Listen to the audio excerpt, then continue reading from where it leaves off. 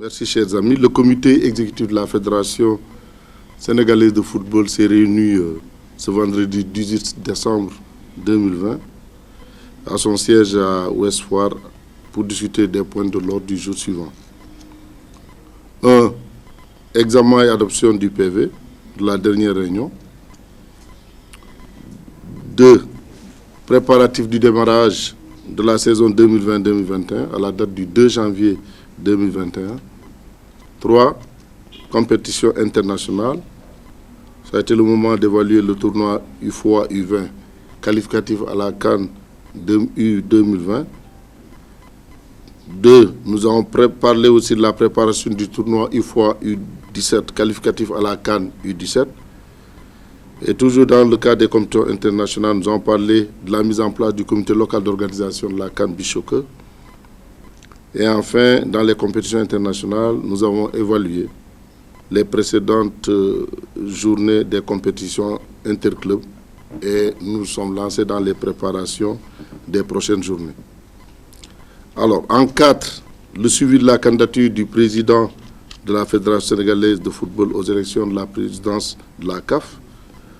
5. Attelage des équipes nationales et suivi des mesures de réorganisation et de rémunération du management technique des équipes nationales. 6. Évaluation de l'appui financier aux acteurs du football sénégalais dans le cadre du plan de relance post-Covid-19 des activités de la Fédération sénégalaise de football.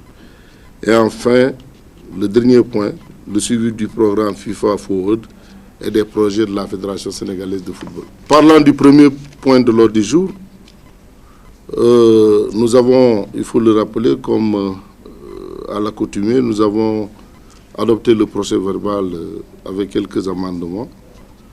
Et après cette adoption, nous avons examiné les préparatifs du démarrage.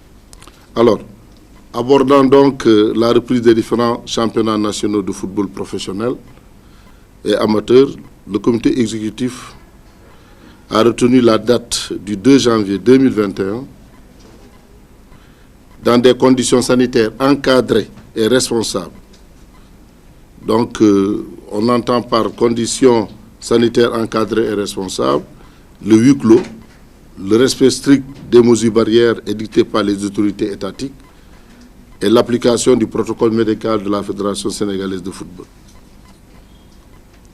Le comité exécutif décide par ailleurs d'intégrer dans le code disciplinaire et les règlements des différentes compétitions de la Fédération sénégalaise de football des dispositions sous forme d'annexe contre tout acteur officiel ou contrevenant.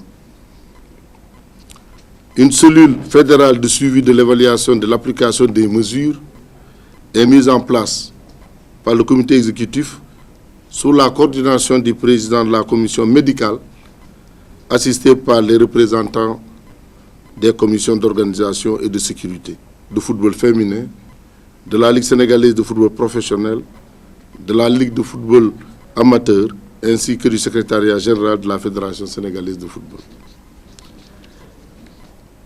La cellule, qui pourra s'adjoindre des compétences de toute personne ressource en cas de besoin, sera dupliquée au niveau régional sous la présidence des présidents de ligue. Outre les matchs de football et les membres, outre les officiels de match et les membres de l'organisation dont le nombre est fixé à 15 personnes au maximum, chaque équipe a droit à une délégation composée de 30 personnes au maximum. Je pense que là, c'est important. Donc, il y aura 15 personnes maximum qui vont constituer les officiels de match et les équipes 30 maximum. Au niveau des journalistes, il est retenu 15 journalistes par match sur la base de l'accréditation délivrée par l'autorité organisatrice en relation avec l'ANPS.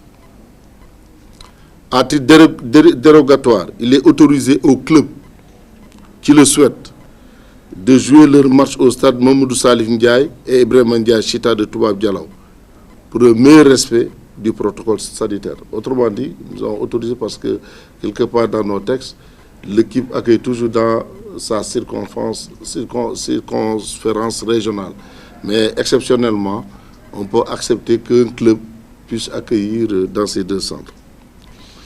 Alors, au vu des rapports du tournoi UFOA U20, marqué par la perte de la finale et non la qualification de l'équipe à la CAN 2021, parlant des compétitions internationales, le comité exécutif rappelle au directeur technique national la nécessité de se conformer aux règles de gestion des petites catégories, privilégiant la gestion des joueurs issus des catégories inférieures des équipes nationales.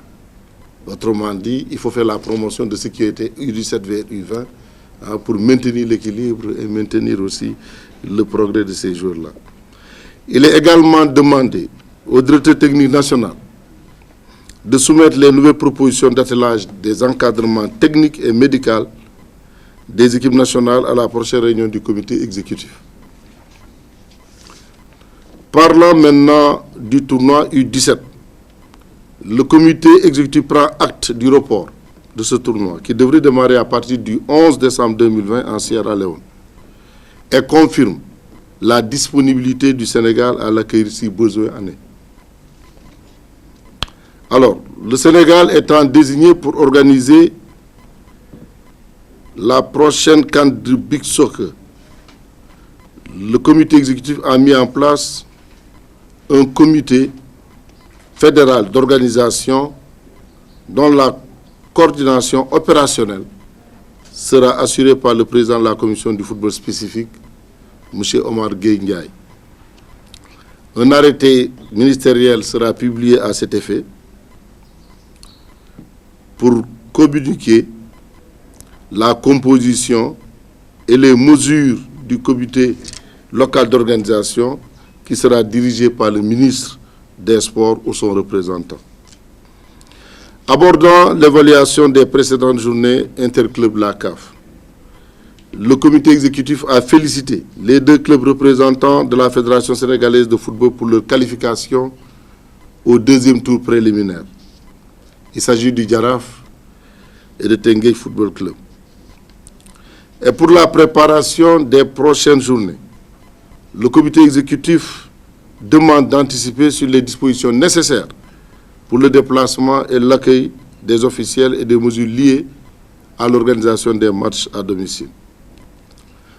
Dans le cadre du plan de relance post-Covid-19, la Fédération sénégalaise de football a versé une subvention globale de 1 341 491 000 francs CFA aux clubs et acteurs du football.